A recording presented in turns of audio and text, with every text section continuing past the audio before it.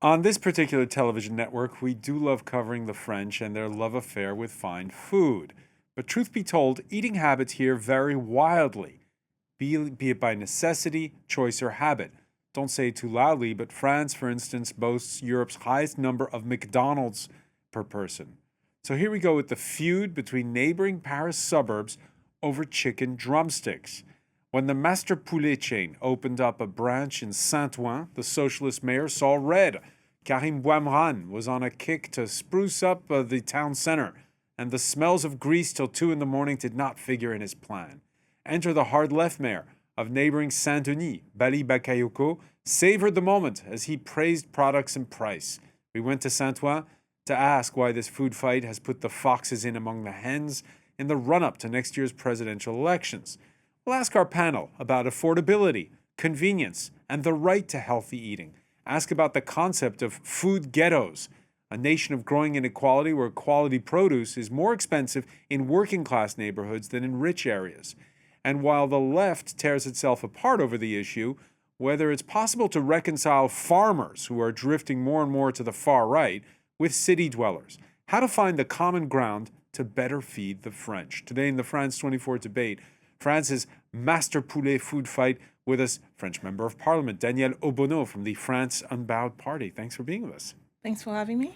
Hélène Keo is Director of Charity Action contre la Faim's France operations. Welcome to the show. From the village of Boissé in France's central Cantal region, Henri Landès, professor at Sciences Po Paris, founder of the Vegetable Garden World Cup. Good to see you. Good to see you. He's the host of the Dirty Politics podcast in French. Philippe Moreau-Chevrolet, Senior Communications Advisor at the NoCom Agency. Good to see you as well. Good to see you, François. Speaking of podcasts, you can always listen to the France 24 debate wherever those are streamed. It all started back in April when a fast-growing halal grilled chicken chain, Master Poulet, opened up a new branch there in Saint-Ouen. Emilia Legato went for France 24 and took a look. City Hall, its bustling intersections, and its lunchtime rush. This working-class suburb in the north of Paris was once part of what's called the Red Belt. But over the past few years, it's been going through a bit of gentrification. At the heart of this political battle, a bit of a food fight. This food fight, by the way, happening at this very intersection. Across the street, we have celebrity chef Thierry Marx's restaurant, touted by Saint-Ouen's Socialist Mayor. You can get a duck confit for 17 euros, but you can't compare the price with what's happening across the street at Master Poulet, where you can get half a rotisserie chicken for just 4 euros. Master Poulet at the heart of this legal and political battle. It began in April when the halal rotisserie chicken chain made its Saint-Ouen debut. When it opened, Socialist Mayor Karim Bouamranne threw the weight of City Hall against the franchise. Ils se sont installés sans They set up shop without complying with the ordinary rules of law. As it is my duty to uphold the authority of the city, we became engaged in a legal battle. Nous sommes rentrés dans une bataille juridique. When a court ordered the cement blocks to be removed, the town hall quickly replaced them with even larger orange planters.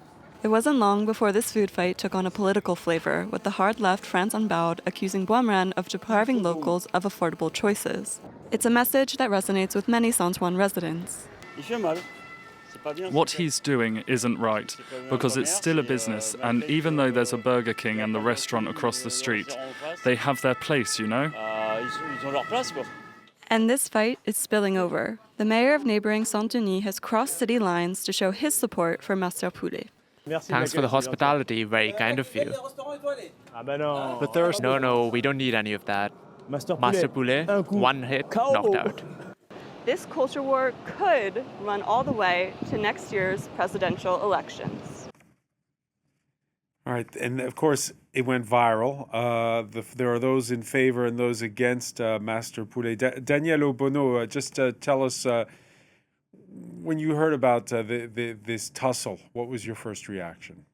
Well, first of all, it's important to clear the fact that the tussle was between this mayor and the justice system, because he lost his judiciary battle, and way before we entered the debate, because we had two, and it's more our local elected official who had to take a stand because it was a debate within the city. But I think beyond that, because I think it was part also of a strategy to get media attention from someone who's a candidate for the presidential election. So it was a bit of a coup.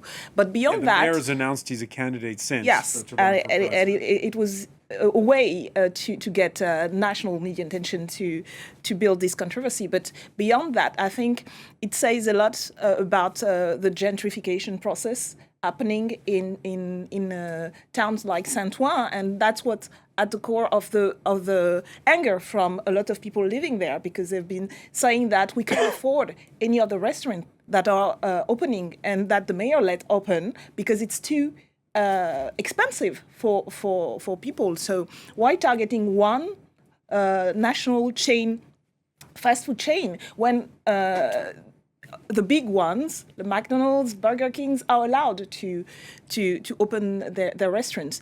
So I think it was a miscalculation, even though there are actual important issues around fast food chains, not just Master Poulet, but the big ones. And beyond that, about the quality of food that many people have no choice but to eat because it's affordable.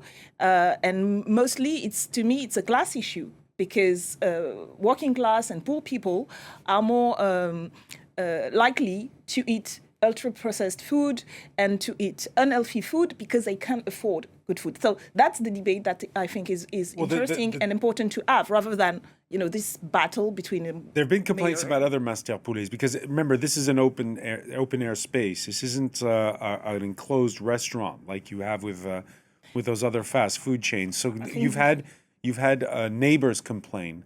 Yes, about smell and noise. There are other fast foods than this Master Poulet. I think they gave a lot of publicity, free publicity, to this chain, rather than open an actual important debate about how do working class and even middle class people who can afford to go to restaurants now, and they turn to fast food chains, not just Master Poulet. I mean, I live, my constituency is also a very working class and middle class area, and there's a lot of chains like Master Poulet, not just Master Poulet. And you see students that go to those places at noon because they can't afford to eat. We know that students now go hungry in this nation. That's what's upsetting, I think, rather than this particular food chain restaurants or over food chain. That's what should concern us. Now, several polls show that, surprise, surprise, the French are divided. 55% of those surveys for the IFOP Institute approve the mayor's stance, 45 against. Another survey showed how support for Master Poulet soared among those who had tried it. Hélène Keo, again, there were several of these opinion surveys that came out, and there's this big split in France. Some people are saying, yeah, the mayor of Saint-Ouen is right, and those are saying he's wrong. First, the issue is, as Madame Obono was speaking about choice. First, the good part of the political debate was that we started speaking about access to food and the choice. First, the question is there a real freedom of choice in terms of food in France? And right now, if you don't look at the conditions of this choice, then you're missing it. So for us, the question is not this brand is good, this brand is not good. Is what's the choice that people have in terms of access to food, and what do you see? You see that first thing, as Madame Obono was telling, food insecurity exists in France, and it does not concern a small part of the population. It's almost 8 million persons that are concerned by food insecurity, which means that for these people, they have restrictions in terms of access to food, either in quantity or in the type of food they can access. Then if you look at food environments, what is accessible? In these neighborhoods or in rural areas, what's the choice for people to access the food? Are they guilty of not having the choice, of not having in their environment local shops?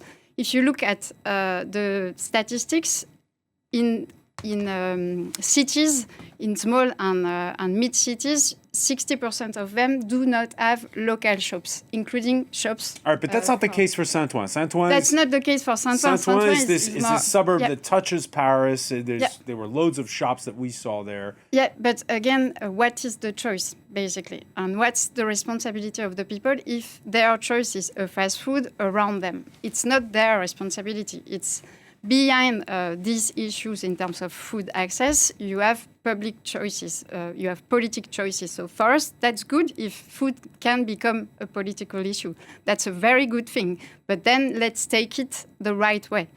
We fight with plenty of others for the right to food. What does it mean? It means that everybody should have access to sufficient, healthy, sustainable food. And this goes with plenty of policies, including what are the rules for food shops to open? Yes, but it's also what is our agricultural policy, what's our policy in terms of social policy for people to have the means to do it, and how do we regulate the price in terms of food price? Just to finish on this, you had just recently a commission in the Senate looking at how retail is working in France.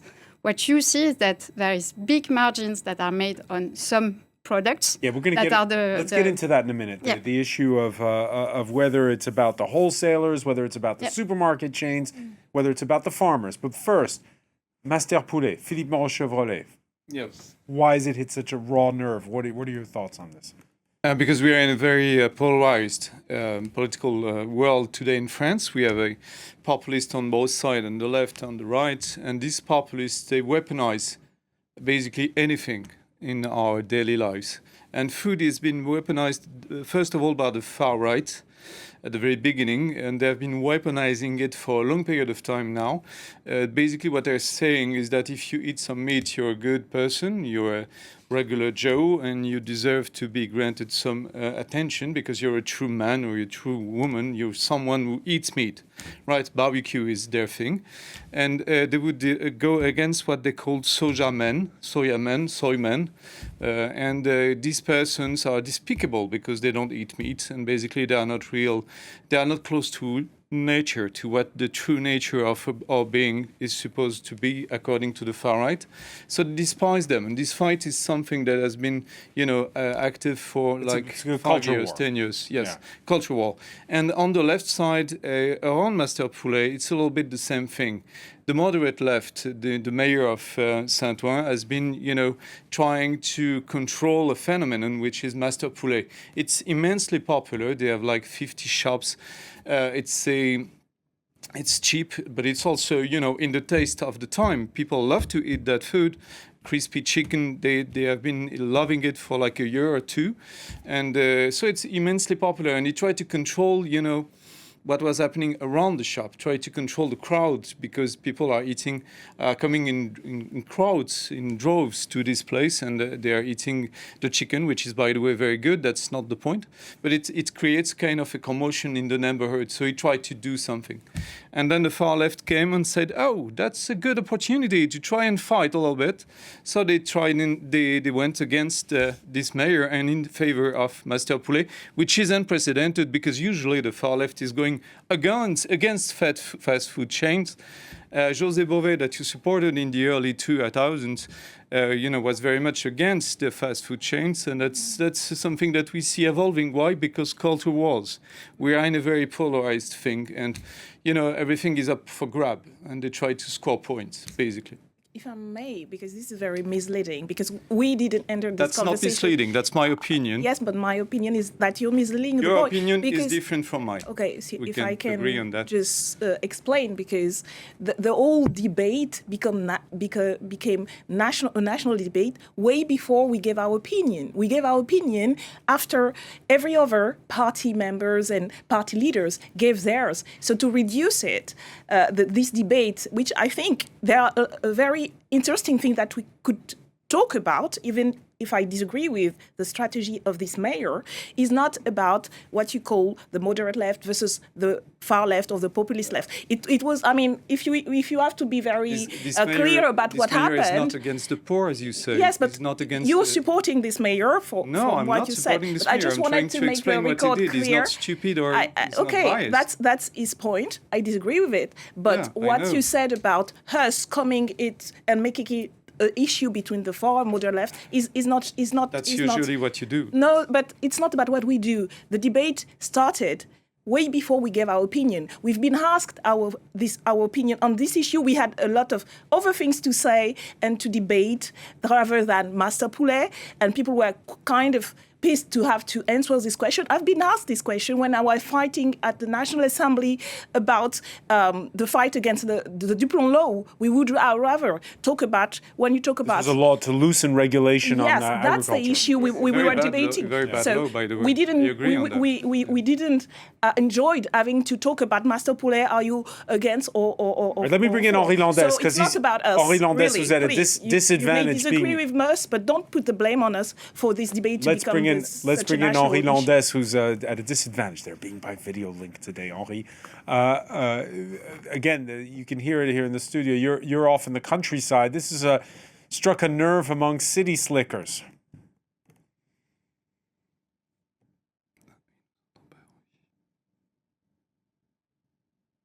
Can you hear us? Can now. Okay. I can now. I'm saying this I didn't hear your is question, Francois. well, the question was simply that where you're from sitting where you are outside of the Paris suburbs and Paris itself, far from the capital. What do people make of this standoff over a fast food chicken chain? If you hear my son, he likes to participate in the debate. It is very revealing of the disconnect between rural and urban areas, which is something that I'm very aware of because I lived in Manhattan. I grew up in New York and San Francisco, and then lived 10 years in Paris. And now I live on a small farm in Auvergne where I produce part of our own food, work with farmers, and work on food education with the Vegetable Garden World Cup. And I just want to say really quickly that the first thing to do profoundly is to reform education and then transversal ministerial policy so that food becomes at the center and is a gateway for all other policies. And I know that sounds very food-centric, but if we're not paying attention to how we nourish ourselves, then we might as well forget about how we function as humans and how society then organizes itself. Energy is a big second, but let's talk about how we nourish ourselves. And the three things that should be done are: one, it's about time we started helping farmers financially for more sustainable practices, because that's the only way that they'll get out of what we call industrialized agriculture, that is upstream, what is contributing to unsustainable and unhealthy food habits. And we can't put pressure on farmers without helping them financially first.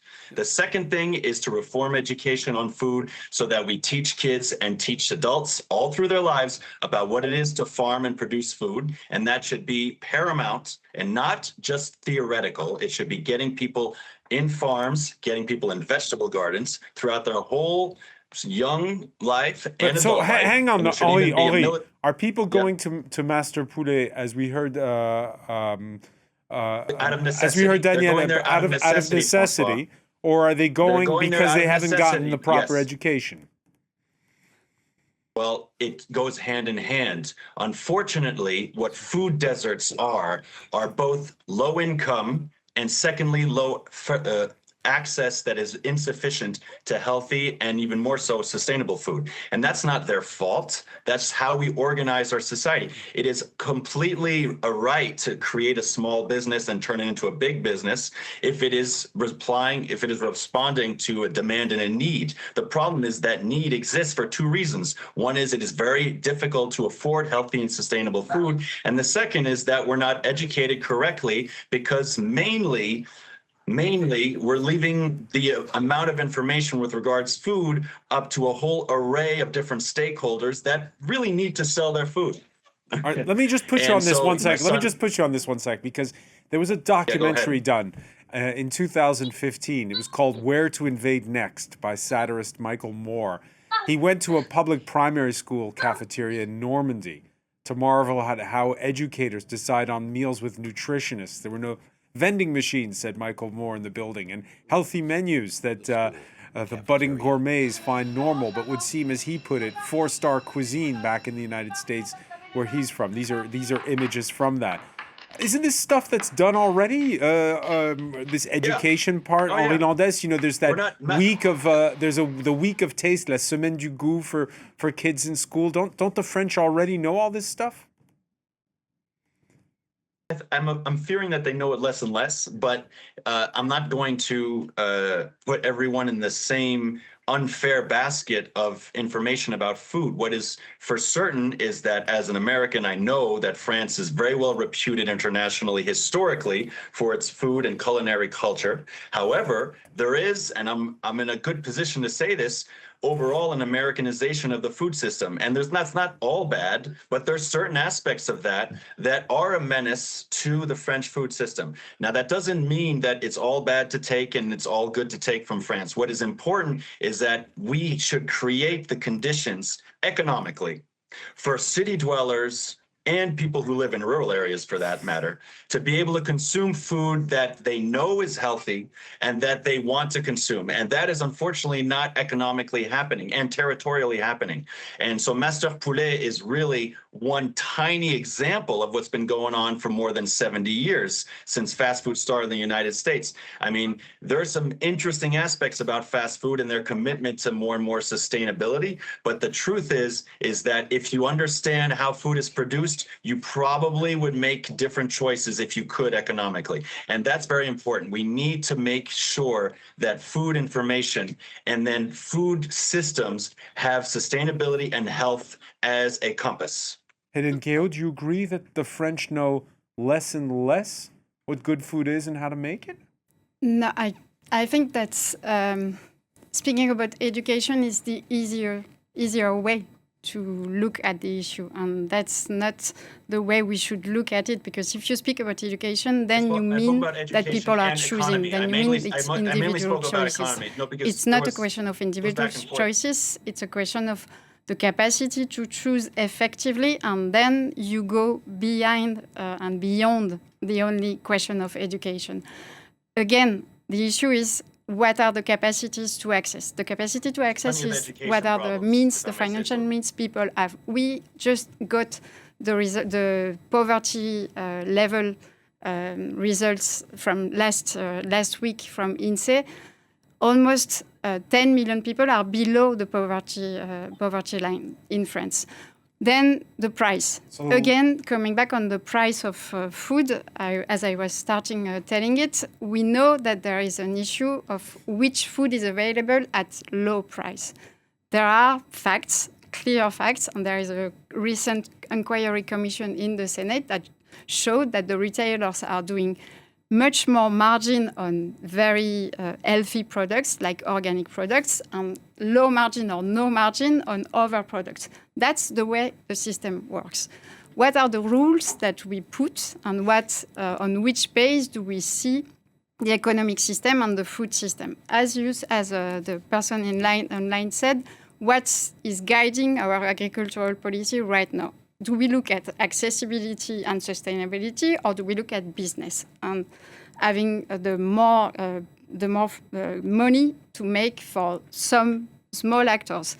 Currently, the common agricultural policy, it's feeding according to the size of the exploitations. It's sort of one size fits all, Europe's subsidy plan. Right now, every week, you have 200 farms that disappear in France. So where are we going with the agricultural system? And then again, in terms of economy in the food system, what's guiding us? Is it what should be in the plate and what people should access, or is it the private interests?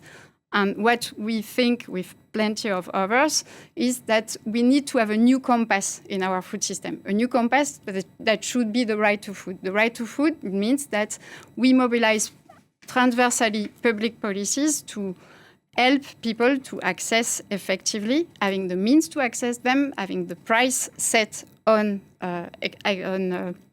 dignified food, and having the capacity to organize the food. Let's talk about that, Yeah. because in this country, the government regulates the price of the sacrosanct baguette, the bread.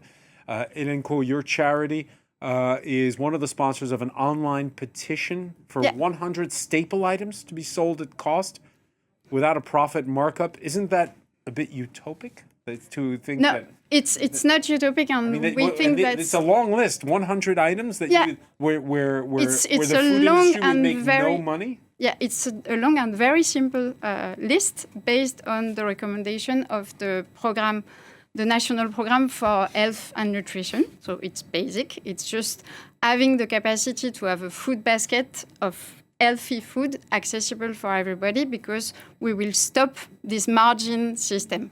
It's also to show an example of things that are feasible. And it's not so, they will not lose so much money, the retailers, because it's a win-win situation. They will not gain and they will not lose money. So that's why it's a cost price. Of course, they have costs, but it's just to ensure that we have the capacity to have people accessing easily healthy food. And that's it. And that's the principle. Behind this, it's just how do we change the rule, or do we set some rules that are with the right objective, meaning accessibility for all and dignified access for everybody. Philippe Montchevalier, the chances of Parliament or any government agreeing to 100 items to be sold at cost?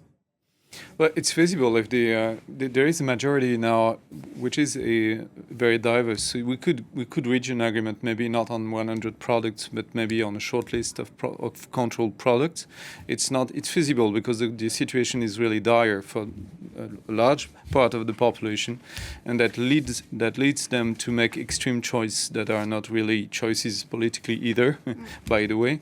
And this is immensely preoccupying, and we need to do something.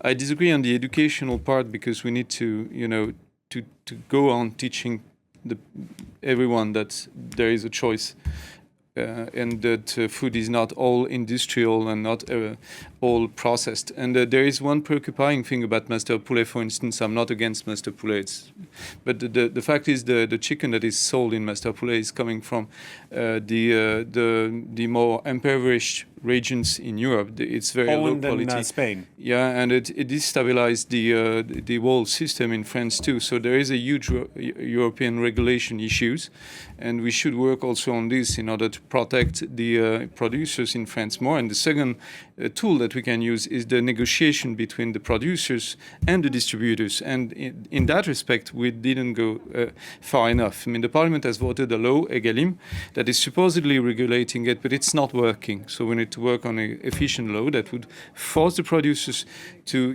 have lower margins and to treat the producers more fairly than they are currently. Distributors are really abusing the situation.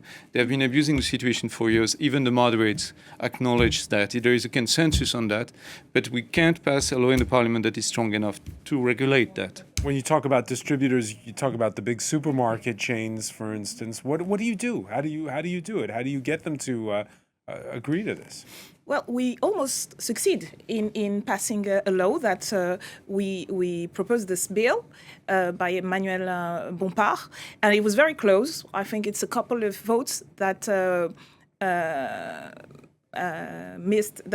we missed to pass the law. So I agree that there needs to be new debates at the National Assembly about that.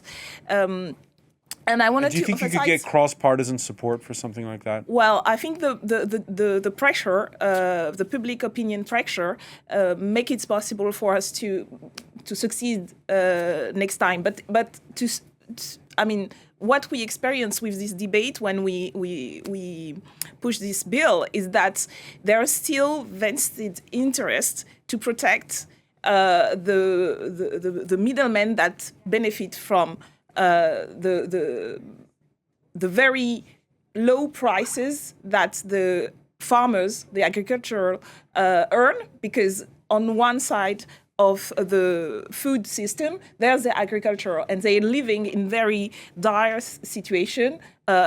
Many of them are living in poverty. So, and on the other side, 18%. Yes, and on the other side, you had the consumers and citizens that also can afford food. So you see that there's a problem, not by the farmers or the consumers, but in the middle and in the system. So what we said that we should block the price for the consumers so that they could afford to good food, but also make sure that the agriculture can live. I mean, they should have a living wage themselves. If not, the system can't work for the benefit of the majority of people. But it's, let me say, I think it's really about our agricultural system and how we change it in order to benefit not the big companies, the agro-industry business, but the people, whether it's farmers or it's urban or rural areas people. Henri Landès, is the issue with distributors, the big grocery chains, or big farmers who've seen the smaller ones, as we've been discussing, squeezed out of business and who push bulk production for large-scale agro-industry?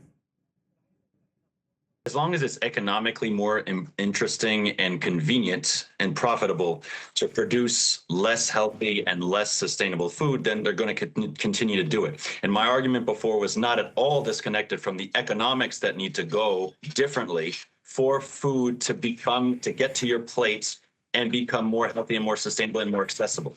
And I'm sorry to contradict and to say something that might be inconvenient to all of you, but there is absolutely nothing easy about saying that we need to reform education in order for food to become at the center of understanding of how society works. That is nothing easy about that. The only easy thing that is said about economic change in order to have more health, public health, and sustainability is to say we're going to go toward research and innovation. That's a very easy way out. But saying that we need to reform education and so that people become connected to food and connected to farmers is a very difficult process. There's nothing easy about it. And I'm on a farm and I'm surrounded by farmers and I've been working on farm policy for the last 12 years. And I can tell you, as I have my hands in the soil producing food and I observe and identify the problems that farmers face every day, we are not at all in a situation where you can just say distributors need to do things differently and then things will just line up. We are in a path dependency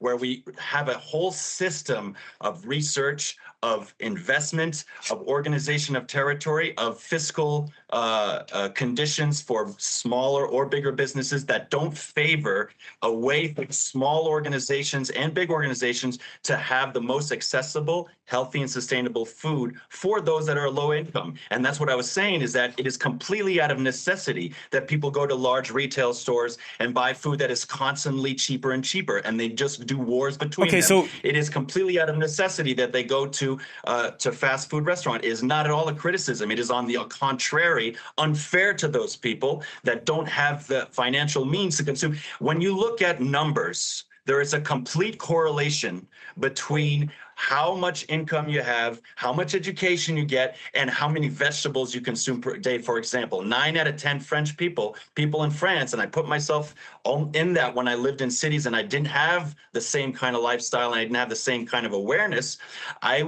we are not consuming enough vegetables as recommended by the Ministry of Health and the Organization of Health at the United Nations. And that's a problem. And that's not to say that the French are not less educated or attached to these values, is that we continue in this path dependency, and that's economic reform, that's education reform, and that's understanding that we need to make it profitable, to make it much easier to have healthy and accessible and sustainable food. And that's not happening. And Master Poulet is just going to be politicized like we've seen it, just like we have all of these convergences between political opportunity, rupture between urban and rural areas, and unfortunately suffering farmers and suffering consumers. Okay, so Henri, just very briefly on this, how do you get you heard earlier Philippe Moreau-Chevrolet talk about the fact that those chickens, they're not grown in France. There's not enough chickens in France. The demand is growing. How do you shorten the supply chain? How do you get things from the farm to the table in a sustainable fashion then? Well, it was said we probably shouldn't be losing 200 farmers every year. That's the one. We need to re-educate and re-give incentives, attractiveness, and help for those that want to become farmers so we can have more small farms and less industrialized and enormous farms. And I'm not saying that all industrialized farms need to go, especially not in without a transition phase, okay? But we definitely need more farmers, and we need them to be supported financially to do things in a more sustainable and healthy way. I have chickens. I know what it is for chickens to be in good health. They need proper space, they need proper nourishment, and they need proper access to light. It's a lot of different conditions, and that's a very interesting thing. And that's what should also be educated, and that's what consumers should be aware of. When we make our farm visited by people that have never been on a farm, they are in a very good state of receiving this information. They really enjoy understanding what differentiates this type of meat, this type of eggs, and this type of farming. And they'd say to themselves, how come it's such a lack of transparency? Well, because it is not in favor of transparency to show how the system has been evolving over the last 30 to 40, 50 years. So it is very important to do that, and then do financial compensation when farmers do a sustainable practice. That is very important. We cannot continue to not help them financially when they try and transition to more sustainability. And Nkeo, again, we're heading into silly season with the elections coming up. There's going to be a lot of promises in every direction. What would you be saying to farmers if you were a candidate? What would I be saying to farmers? Yes. That we know that the real issue is not the ones that are discussed right now in the assembly when you discuss emergency agricultural law. The real issue is their level of poverty, their purchasing power, the way they are supported or not to transfer their farm when they are going to retire, the way they access to land, the way they access to water, the way they are supported to have a better sustainable way.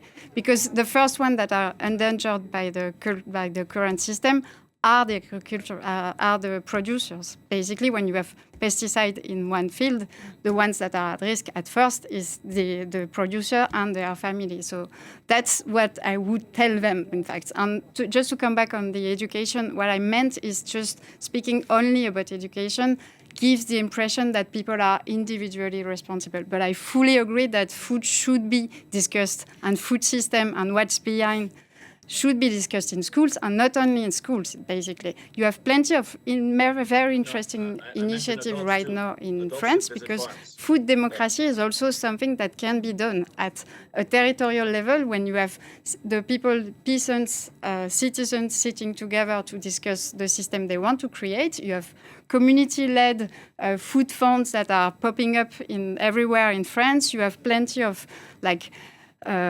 initiatives led by mayors. For example, in a place called Mouans-Sartou, you have the farm that is managed by the community, by the mayor, that is feeding the canteen, and that is also offering a different type of food in the territory. But fully agree that part of the solution is who is around the table when we discuss about food. Who is around the table? Philippe Monchevalet, a poll last week done for newspaper Les Echos asked what are the concerns of potential voters ahead of next year's election. 61% top, of all the priorities, was spending power.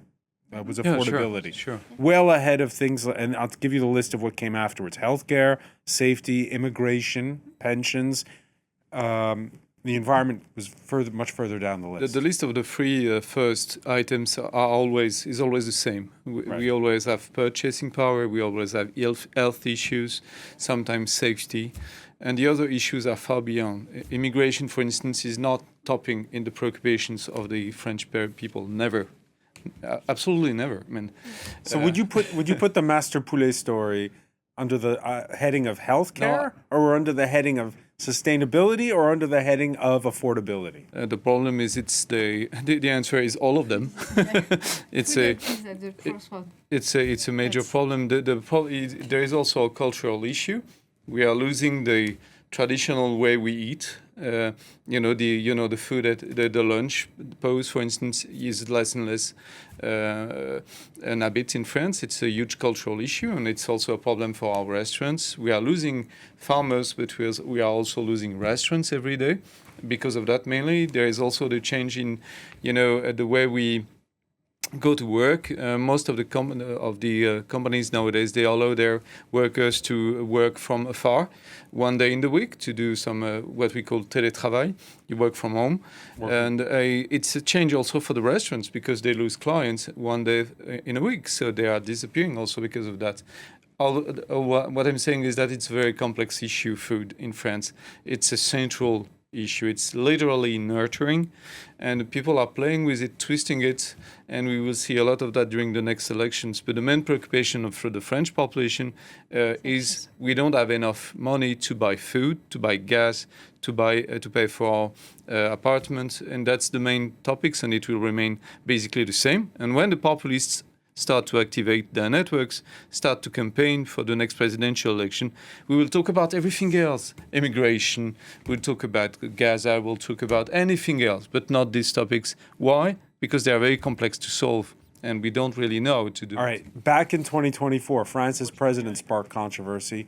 Emmanuel Macron saying he preferred people prefer, quote, VOD subscriptions to healthy food. Emmanuel Macron was quick to add, people are spending more on housing, telephone subscriptions, travel, and television. Newspaper Le Monde fact-checked his statement, and in a nation where citizens spent half their income at the start of the last century on food, they now spend only 14% of what they earn. You can see the graph here from Le Monde. That line that's in blue is the spending on food. Actually, leisure on that graph, this is from the National Statistics Agency, remains stable. What has shot up is the proportion spent on housing and energy. So, Danielle Obono, again, it is complex to talk about this issue.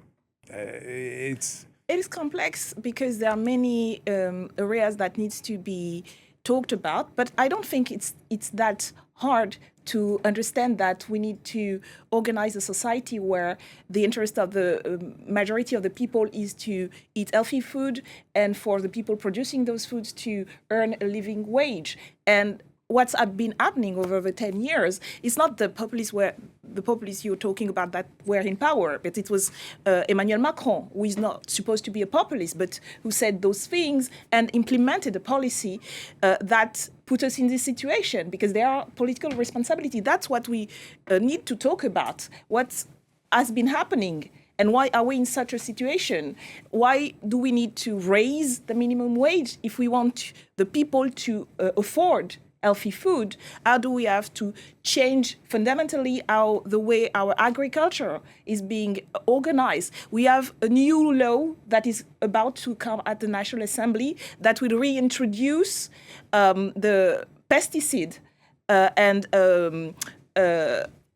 endocrine perturbator that was in a previous Duplon law, and the mobilization of millions of people managed to have this out of the bill. But it's coming back because there are the interest of the big agro-industrial and the people that Emmanuel Macron has been doing the agricultural policy for, which is a corporation of so-called agricultural trade unions that are pushing for that. And what it means is that people will produce and will eat very dangerous food. So yes, there are many things that has to be taken into account, but I think we shouldn't reduce it to populism versus this. We have to take about what are the programs, what are we pushing forward, and what has been done, and that's very political. And I think the debate for the presidential election should be about that. What are the programs of every candidate? How to eat healthily. Right, we're gonna have to leave it there, unfortunately. Danielle Obono, I want to thank you. I want to thank Philippe Moreau-Chevrolet, Hélène Coqueo. I want to thank Henri Landès for being with us from Auvergne in the Cantal. Thank you for being with us here in the France 24 debate.